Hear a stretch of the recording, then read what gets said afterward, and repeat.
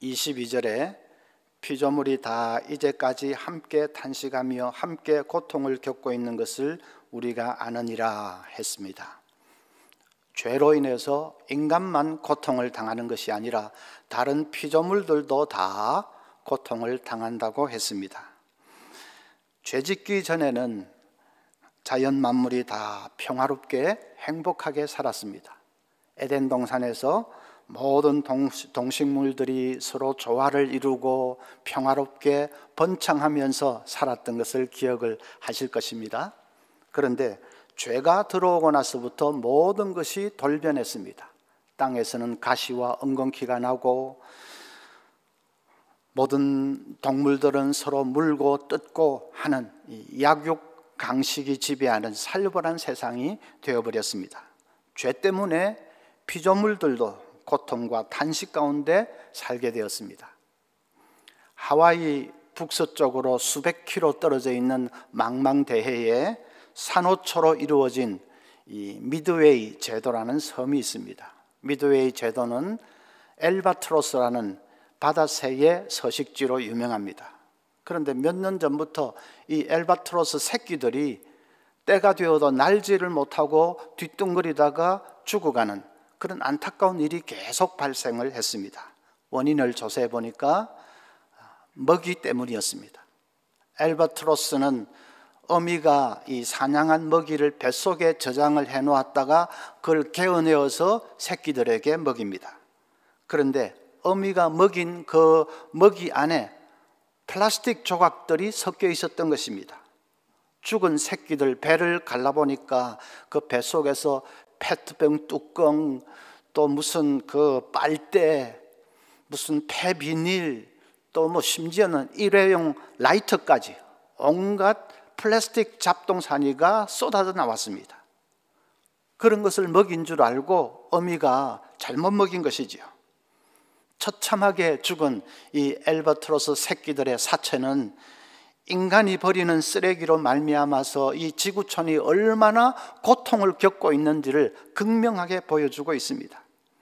심지어는 수십만 미터가 넘는 심해에 사는 물고기 뱃속에서도 플라스틱이 나옵니다.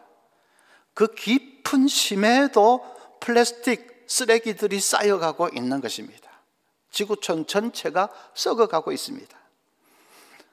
쓰레기는 인간에게도 치명적인 해악을 끼칩니다. 매년 바다에 버려지는 이 플라스틱 쓰레기의 양이 800만 톤에 이른다고 합니다. 그 많은 쓰레기들이 이제 시간이 지나면서 잘게 쪼개져서 미세 플라스틱이 되어 바다를 떠돌다가 그것이 먹이 사슬을 거치고 해서 결국은 인간의 식탁에 오르는 것입니다. 육지에서 소각을 해도 해로운 것은 마찬가지입니다. 소각할 때 발생하는 그 미세먼지와 같은 유해 물질이 공기를 오염시킵니다. 바다에 버리든 육지에서 소각을 하든 어떻게 하든지 간에 결국은 인간의 건강을 치명적으로 해치게 되는 것이지요. 인간의 무절제한 과소비와 탐욕이 자연을 파괴할 뿐만 아니라 인간 자신의 생명도 위험으로 몰아넣고 있습니다. 지구온난화로 인한 기후변화는 더 심각한 문제입니다. 온난화의 주범은 엄청난 탄소 배출에 있습니다. 세계 각국이 10년 내 탄소 배출을 절반으로 줄이자 약속은 했는데 실천이 안 되는 것이 문제입니다. 선진국은 선진국대로, 후진국은 후진국대로 그냥 공장을 돌려대고 자동차를 굴리고 계속 탄소를 뿜어내기 때문입니다. 그 결과 지구온난화가 가속되고 있습니다.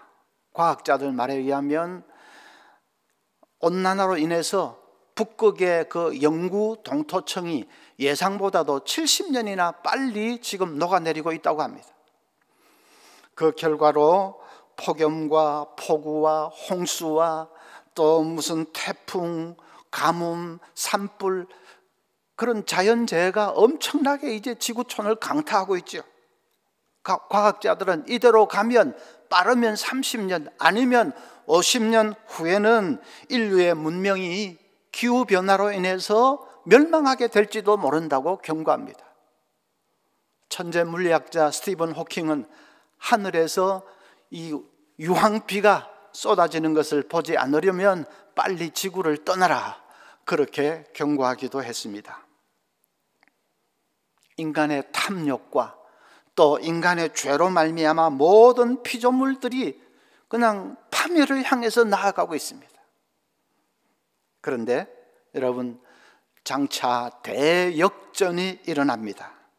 하나님께서 고통하는 이 세상을 구원해 주십니다.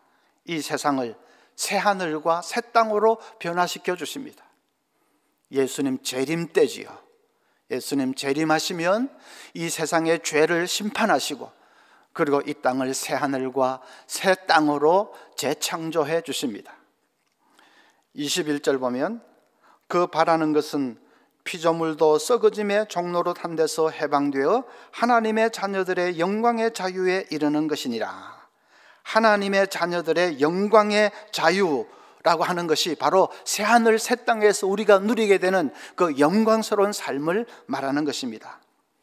지금 고통하며 죽어가고 있는 이 모든 피조물들이 그 영광의 날이 오기만을 간절히 고대하고 있다 하는 뜻이죠.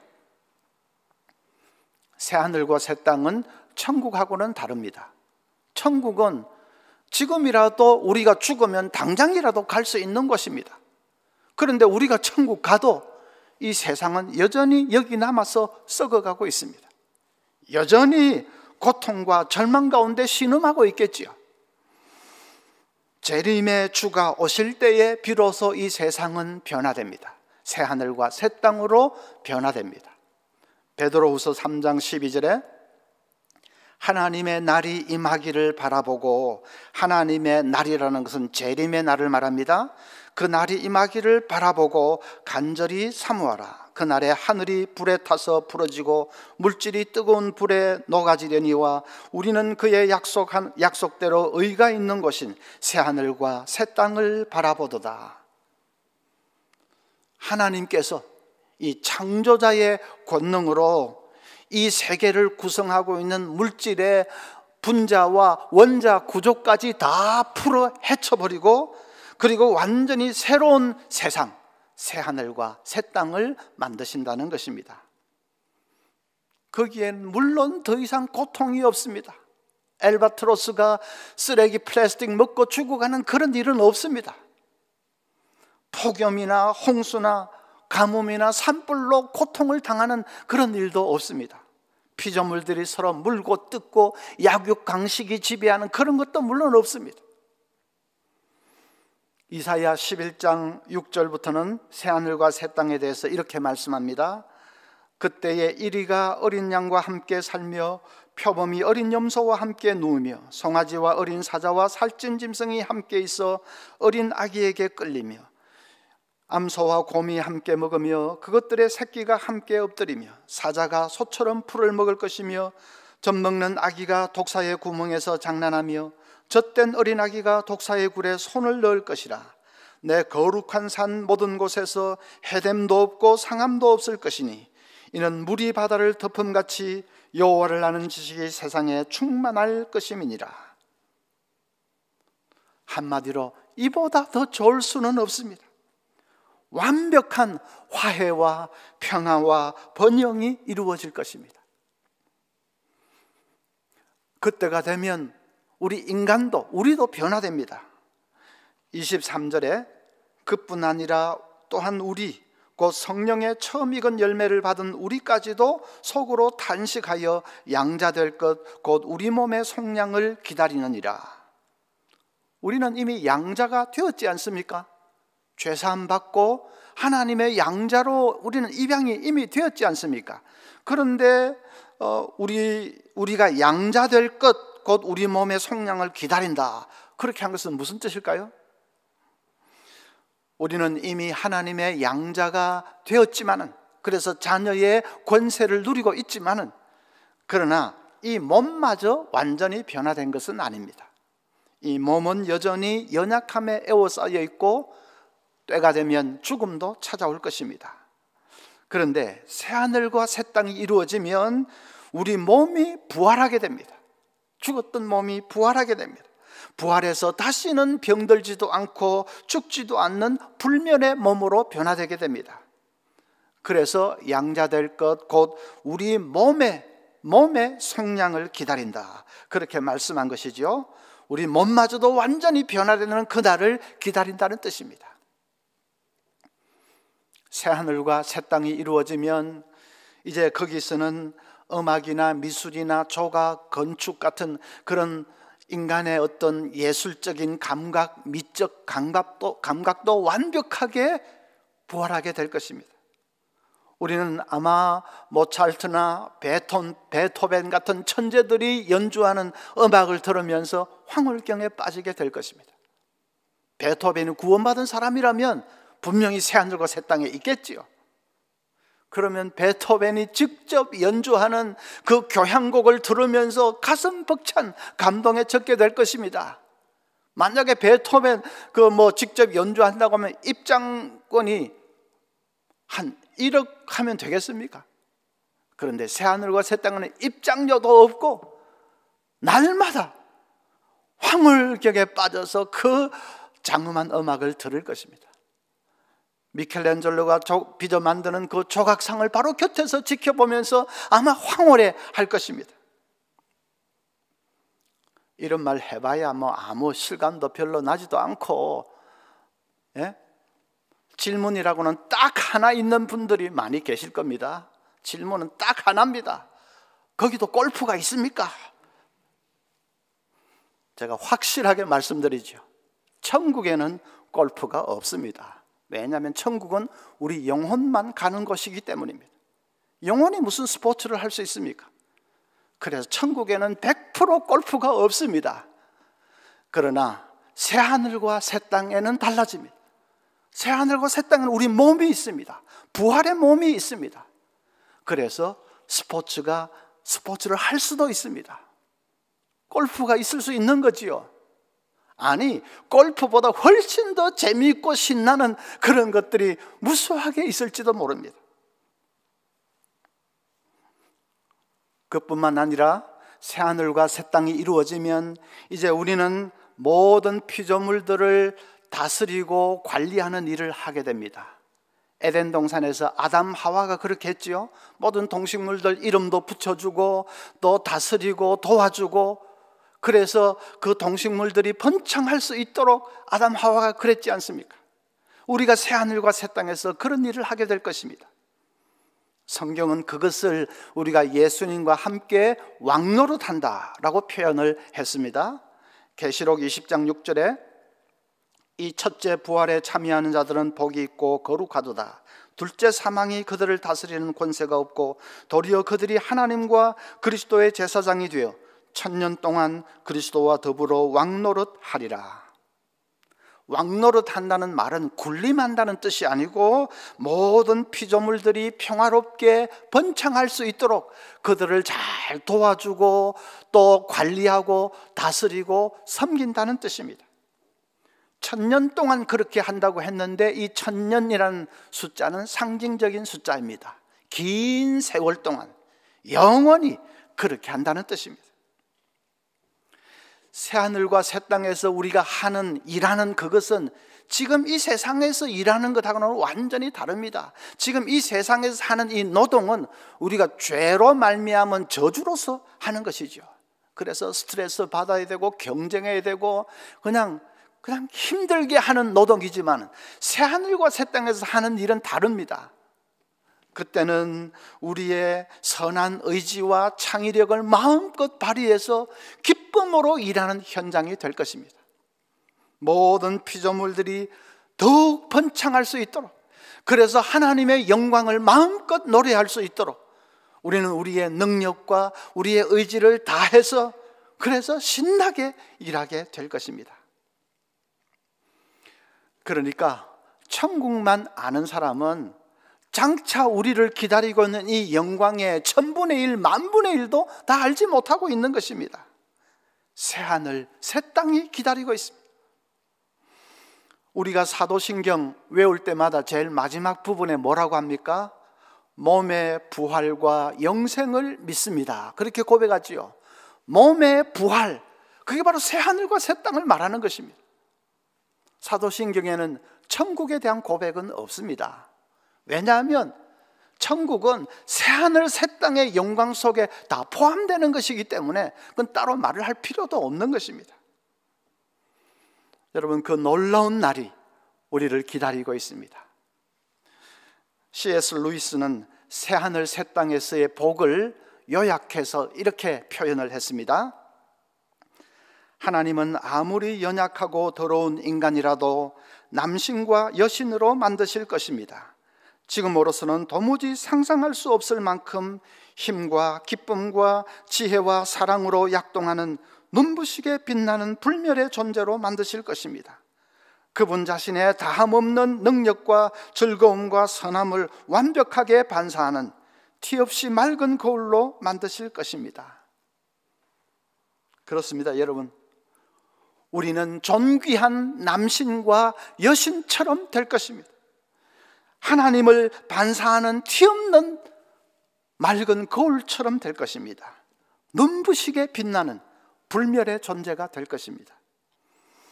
그 영광이 우리를 기다리고 있습니다. 자, 그러면 이제 생각을 해보겠습니다. 새하늘과 새 땅의 영광을 아는 사람은 이 땅의 삶을 어떻게 살까? 다릅니다. 그 영광을 알지 못하는 사람과 이 엄청난 것을 아는 사람이 살아가는 모습이 같을 수가 없지요. 완전히 다릅니다. 새하늘과 새 땅을 아는 사람은 이 땅의 삶을 어떻게 살까? 첫째는 어떤 형편에도 감사하는 삶을 삽니다. 25절 봅시다. 만일 우리가 보지 못하는 것을 바라면 참음으로 기다릴지니라. 새하늘 새 땅은 우리 눈에 보이는 것이 아닙니다. 그저 소망으로 우리가 바라볼 뿐입니다. 그래서 참음으로 기다릴지니라 그렇게 말했습니다. 참음으로 기다리라 하는 이 말의 원어적인 뜻은 적극적인 것을 의미합니다. 그냥 수동적으로 할 수 없으니까 막 그냥 참고 기다리자, 그런 소극적이고 수동적인 것이 아니고 적극적으로 기다리라는 말입니다. 열렬하게 고대하고 또 고대하라는 말입니다. 사랑하는 연인을 기다리는 사람이 목을 길게 뽑고 발돋움을 하면서 창밖을 간절한 마음으로 내다보지 않습니까? 우리도 그와 같이 그 영광의 그날을 소망하면서 목을 길게 뽑고 발돋움을 하면서 고대해야 된다는 말입니다.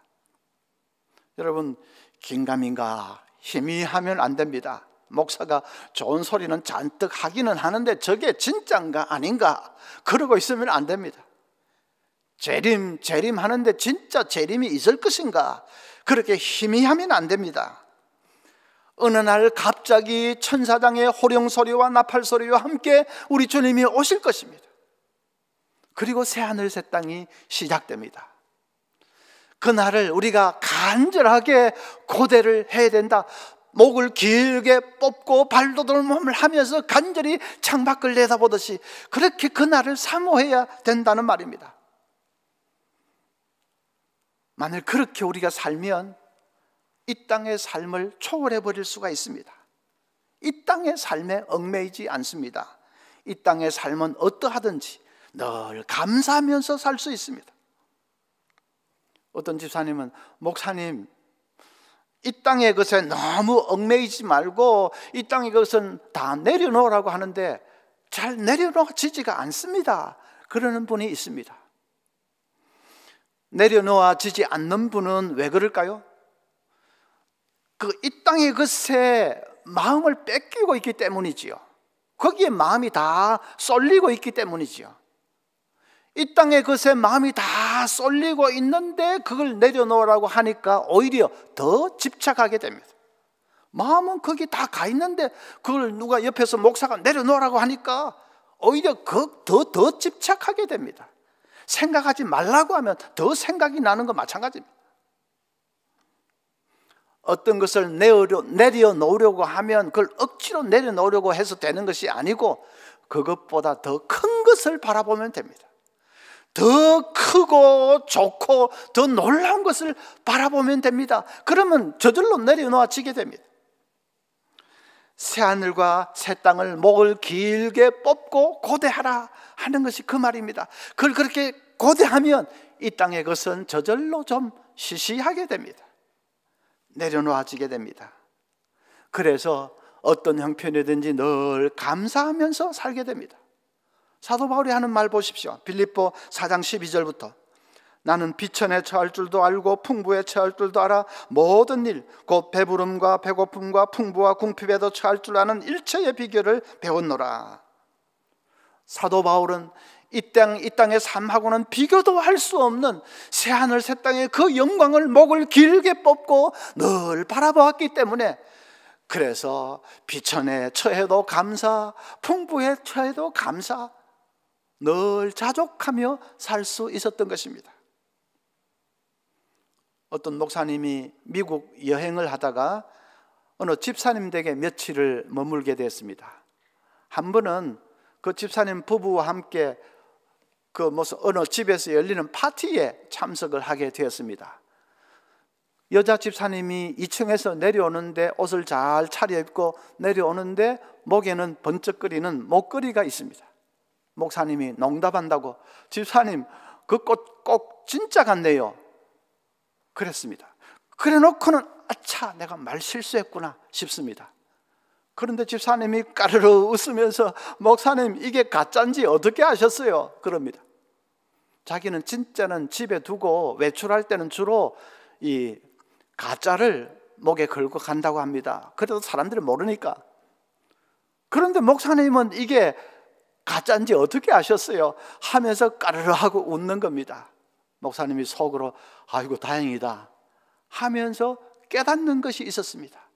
아, 진짜를 가진 사람은 무슨 말을 해도 상처받지 않구나 하는 것을 깨달았습니다. 그렇지 않습니까? 만약 그 집사님에게 진짜가 없었다면 어이구 집사님 그거 꼭 진짜 같네요 하는 말이 얼마나 상처가 되겠습니까? 그럼 자기는 진짜가 있으니까 무슨 말을 해도 상처받지 않는 겁니다. 요즘 전셋집을 구하기가 얼마나 힘든지 하늘의 별 따기 같습니다. 2년 전보다 전셋값이 거의 배가 오른 것 같습니다. 그래서 전셋집 구하러 다니면서 사람들이 상처를 많이 받습니다. 서럽기도 하고 답답하기도 하고 상처를 받습니다. 그런 와중에도 전혀 상처받지 않는 사람이 있습니다. 이 집도 안 된다고 저 집도 뭐 조건이 서로 안 맞고 그래서 전전하면서 그 전세집 구하러 고생하면서 돌아다니는데도 전혀 상처받지 않는 사람이 있습니다. 그 상처받지 않는 사람은 왜 그럴까요? 자기 집이 있는 사람이죠. 자기 집은 따로 있는데 자녀들 때문에 잠시 좀 전세 살아보려고 하는 사람이죠. 그런 사람은 상처받지 않습니다. 안 되면 뭐 내 집에 들어가면 되니까요. 여러분, 우리 천국 백성은 내 집이 있습니까? 아닙니까? 내 집이 있습니다. 천국에 내 집이 있습니다. 새하늘 새 땅에 내 집이 있습니다. 영원한 집이 있습니다. 우리는 진짜를 가진 사람들이기 때문에 상처받지 않습니다. 오히려 이 땅의 것들이 다 짝퉁들이지요. 뭐 이 땅에서 아무리 잘 살고 떵떵거리고 살고 뭐 가진 것 자랑하고 해도 그 모든 거 다 잠시 있다가 사라질 다 그게 짝퉁입니다. 우리의 집이 그게 진짜지요. 그래서 우리는 세상 조건 때문에 상처받지 않습니다. 어떤 형편이든지 감사하며 살 수 있습니다. 있어도 감사, 없어도 감사, 감사하며 살 수 있습니다. 여러분, 돈이 생기면 감사함으로 받으십시오. 투기를 하면 좀 안 되겠지만 그게 아니고 뭐 하나님 복 주셔서 돈 생기면 감사함으로 받으십시오. 그리고 좋은 일에 많이 사용하십시오. 돈이 없어도 감사하십시오. 있어도 감사, 없어도 감사. 자족하면서 살 수 있어야 됩니다. 새하늘 새 땅의 영광을 아는 사람은 얼마든지 그렇게 살 수 있는 능력이 있습니다. 둘째는 이 땅의 삶을 최선을 다해서 살아야 됩니다. 새하늘 새 땅을 고대한다고 해서 이 땅의 삶은 도피하는 듯이 그렇게 생각하면 안 됩니다. 그건 전적으로 오해입니다. 이 땅의 삶은 이 땅의 조건들을 초월해서 감사한다는 것이지 이 땅의 것을 도피하는 것은 아닙니다. 우리는 이 땅의 삶을 더 열심히 살아야 됩니다. 왜냐하면 이 땅에서 내가 어떻게 살았느냐에 따라서 하늘에서 내 상급이 결정되기 때문입니다. 하나님 앞에 섰을 때 잘했다, 착하고 충성된 종아, 우리 그 칭찬 받아야 되지 않겠습니까? 그러니까 그 상급을 위해서라도 이 땅의 삶을 더 열심히 살아야 됩니다. 인간의 탐욕 때문에 모든 피조물들이 고통하고 신음하고 있다고 했습니다. 쓰레기, 환경오염, 지구온난화, 그런 것 때문에 신음하고 있다고 했습니다.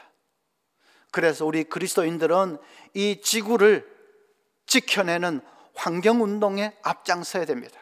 쓰레기 줄이기, 일회용품 사용하지 않기, 탄소 배출 줄이기, 에너지 절약, 그런 일에 우리 그리스도인들이 솔선수범 앞장서야 됩니다. 우리 교회 어떤 권사님은 환경운동 전문가이십니다.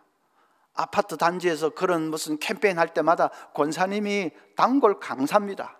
대통령 표창까지 받았습니다. 권사님이 대학 시절에 그런 거 전공한 거 아닙니다. 그냥 평범한 전업주부인데 설교 듣다가 그런 것이 바로 우리의 사명이구나 하는 것을 깨닫고 그 관심을 가지고 좀 하다가 보니까 어느덧 이제 전문가가 됐습니다. 우리 그리스도인들이 그런 일에 앞장을 서야 됩니다. 어떤 분은 그런 것은 땅의 일 아닙니까? 우리는 신령한 일을 해야지, 기도하고 전도하고 하는 신령한 일을 해야지 그 땅의 일에 우리가 시간 바치면 됩니까? 하는 분이 있는데 그건 잘못 생각하시는 것입니다. 우리가 환경운동을 하는 것은 장차 우리가 새하늘 새 땅에서 모든 피조물들을 관리하고 다스리는 일을 미리 실습을 해보는 것입니다. 리허설을 하는 것과 같습니다. 물론 환경운동만 꼭 그런 것 아니고 우리가 이웃을 사랑으로 잘 섬기고 또 하나님의 사랑과 공의가 흘러가도록 우리가 봉사하고 사회의 잘못된 구조나 이런 거 개혁하고 하는 이런 게 모든 것이 우리가 새하늘과 새 땅에서 할 일을 미리 지금 실습을 해보는 것입니다. 그래서 환경운동이나 다른 모든 운동을 우리가 기쁨으로 할 수 있습니다. 여러분, 마지막 리허설을 하는 사람이 기쁨으로 하지 않습니까? 내일 구름 관중 앞에서 연주할 것을 생각하면 가슴이 벅차가지고 그래서 그냥 조금 긴장은 하지만 그래도 기쁨으로 최종적인 리허설을 열심히 하지 않습니까? 마찬가지죠. 우리가 새하늘 새 땅에서 그 모든 피조물들을 관리할 그런 사명을 감당할 것을 생각하면 우리가 지금 이것이 그것을 위한 연습이고 실습인 것을 생각하면 얼마든지 기쁨으로 열심히 잘 감당할 수 있습니다. 이제 오늘이 2020년도 마지막 주일입니다. 며칠 지나면 2020년은 영원히 역사의 뒤안길로 사라지겠죠. 다시는 오지 않을 그런 뒤안길로 사라집니다. 코로나가 어쩌고 지겹고 어떠고 해도 그래도 이제 우리 인생에 다시는 오지 않을 과거로 사라진다 생각하면 좀 아쉬운 마음도 있죠. 세월이 너무 빨리 지나갑니다. 한 해 한 해가 너무 빠르게 지나갑니다. 나는 이제 도대체 한 몇 년쯤이나 남았을까? 그런 생각을 하면 여러분 울적하십니까?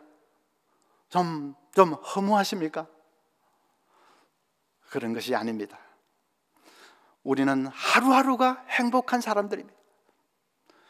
언젠가 차를 타고 가다가 길거리에 있는 그 노래방 간판이 눈에 쏙 들어왔습니다. 7080 소풍전날 그래 놨습니다. 노래방 간판이. 그 간판 보니까 옛날 생각이 확 났습니다. 여러분, 옛날에 소풍 전날이 얼마나 좋습니까? 소풍 당일보다 더 좋지요. 내일 소풍 간다 생각하면 얼마나 마음이 흥분되고 얼마나 좋습니까? 그래가지고 뭐 저녁에 노래방 가기도 하고 막 저녁에 전야제를 하지 않습니까? 우리가 지금 하루하루 사는 것이 소풍 전날입니다. 물론 소풍 당일도 좋습니다. 새하늘 새 땅인데 얼마나 좋겠습니까? 그럼 지금이 더 좋습니다. 지금이 더 행복합니다. 소풍 전날이기 때문에. 불신자들은 그런 걸 모르지요. 우리 천국 백성만 아는 비결입니다. 그래서 여러분, 내가 몇 년이나 남았을까? 세월이 너무 빨리 지나간다, 허무하다, 그런 거 아닙니다. 그런 거 아닙니다. 하루하루를 기쁨으로 행복하게 사십시오. 이 소풍 전날을 만끽하면서 행복하게 사십시오. 그 영광의 소망을 아는 사람은 얼마든지 그렇게 살 수 있습니다. 사랑하는 우리 서문 가족들이 다 이 새하늘 새 땅의 소망 가운데 하루하루를 기쁘고 행복하게 살 수 있는 우리 모든 서문 가족들 되시기를 바랍니다.